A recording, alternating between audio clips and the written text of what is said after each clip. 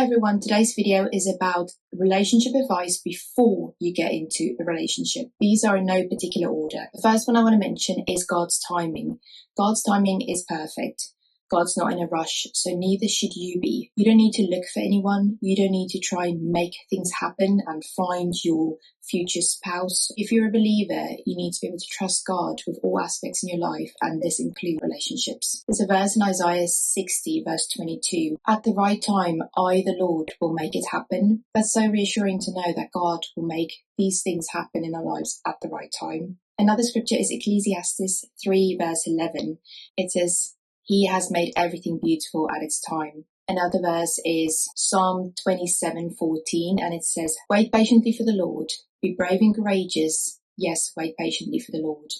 And these are encouraging verses that when we wait on the Lord, when we wait for His timing, these things will happen in our lives, and we don't have to force it, we don't have to try and make it happen. Another important thing to ask yourself is, do you like this person, or do you like the idea of this person in your life? Do you like the idea of having someone to spend time with, who makes you feel special, who takes you out on dates? Are you actually more interested in the whole dating experience and having this person in your life that makes you feel good? Or are you actually interested in the person themselves? And do you think this is someone that you could marry? If you're currently in this waiting period, I would advise you to focus on God during this time and ask yourself, well, what is it that God's requiring of me in this season or this time in my life? Where could you perhaps serve other people and serve God and His kingdom?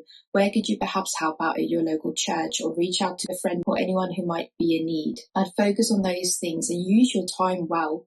You know, once you are in a relationship or once you are married, it is a different season of life. Often that could be followed by having children, which again takes up a lot of your time. It's a completely different season of life that you're in then. So while you're single, while you're waiting, use your time well and ask God, what is it that He has for you? What purpose has He got for you?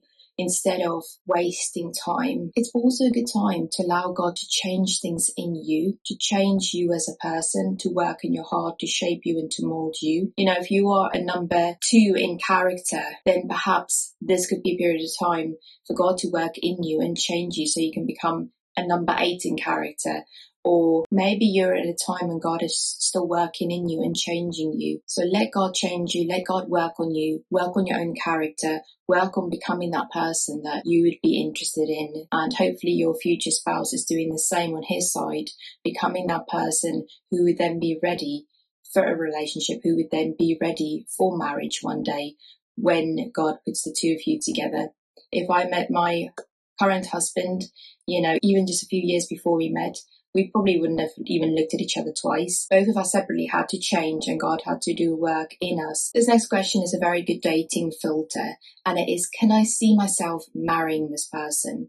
I'd often ask myself this when I was younger, and it actually filtered out a lot of guys who came along the way, because the answer often would be no. I can see myself hanging out with them, being good friends with them, maybe even date them for a while. But if I can't see myself marrying this person, why am I even dating them? For me, I didn't want to waste my time getting into relationships that I knew wouldn't end in marriage. And so I would often ask myself, can I see myself marrying them? If not, why am I even dating them? From there, you can filter out a lot of people. You know, number 1, is he a Christian? If the answer is no, then don't even date them. The scripture 1 Corinthians 6:14 comes to mind, where it talks about not being unequally yoked with unbelievers. If they are not a Christian and you are, they will have different morals and values to you.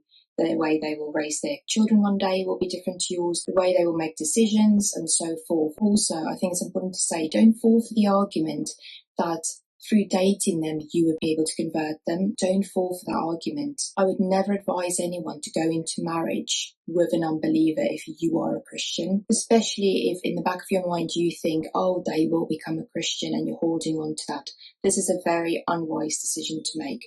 Always, if you're a Christian girl, find someone who's a Christian and go into marriage with a Christian man. When I was dating my current husband, he influenced me to go to church and he encouraged and inspired me to be closer to God.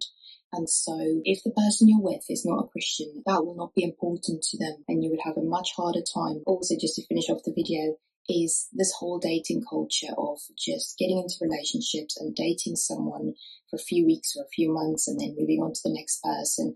I think that's not very good either, and I don't think it's biblical. So if you're a Christian girl, I would highly recommend that you pray and ask God to show you who you are meant to be with, date for a period of time and then move into marriage, and not, get into relationships not very seriously and have the mindset that you can just break this off if this is not good, or break it off if you're not interested anymore, or if it doesn't work out, and then just move on to the next person and jump from one to another in this way. I don't think it's a healthy thing to do. I don't think it's helpful. And with each person you're with, you're attaching yourself to that person. You're opening up, you're becoming vulnerable, and all of those things. And so this whole dating culture, not helpful, not good. I think we need to change our mindset on that as a Christian culture as well. I hope that was helpful. Thank you for listening, and see you in the next video. Bye.